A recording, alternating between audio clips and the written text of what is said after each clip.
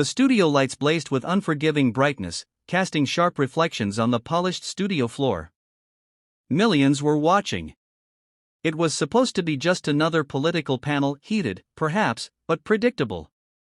No one could have imagined the emotional firestorm that was about to erupt, and how it would test the strength of one man's heart and one woman's dignity.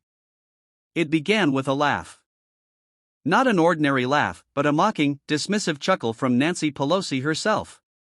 And it was directed not at a policy, not at an argument, but at John Kennedy's wife. The build-up, the calm before the tempest. Senator John Kennedy had walked onto the set earlier that evening calm, collected, prepared. He had faced political lions before, but this time was different.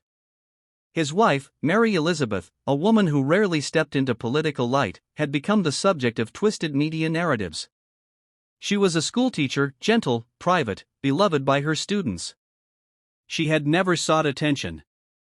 Yet, that night, Nancy Pelosi decided to bring her into the arena. The panel discussion had grown tense. Kennedy challenged Pelosi on fiscal responsibility and leadership integrity. Pelosi, visibly irritated, searched for a personal edge, something sharp enough to cut. She found it. With a smirk curling across her lips, she leaned into her microphone and said, "Well, maybe Senator Kennedy should let his little schoolteacher wife explain economics to him if she even understands it."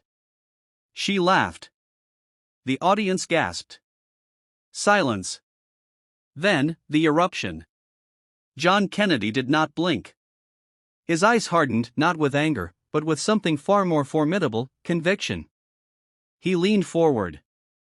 The studio fell deathly silent.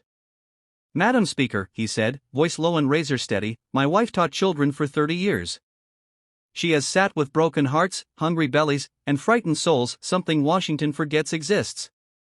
She doesn't seek your approval. She earns respect. Something you cannot understand." Nancy tried to interject, but Kennedy continued, undeterred. "You mock what you cannot comprehend. Strength isn't in a title. It's in compassion. And if you find mockery to be your weapon, then I pity your definition of power." The room froze. Pelosi had no words. The world reacts, a quiet woman, a loud truth. Clips of the confrontation exploded across social media. But what shook the nation was what happened next. Mary Elizabeth herself, with humility and grace, released a handwritten message. "I do not need to defend myself. I will always believe that kindness outlasts cruelty.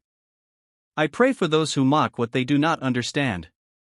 Her message brought millions to tears. A challenge emerges. Adam Schiff enters the line of fire. In an attempt to salvage the situation, Adam Schiff appeared days later on a major broadcast, mocking Kennedy's defense. "Oh, the senator's playing knight in shining armor now?" Schiff sneered. "His wife doesn't neigh.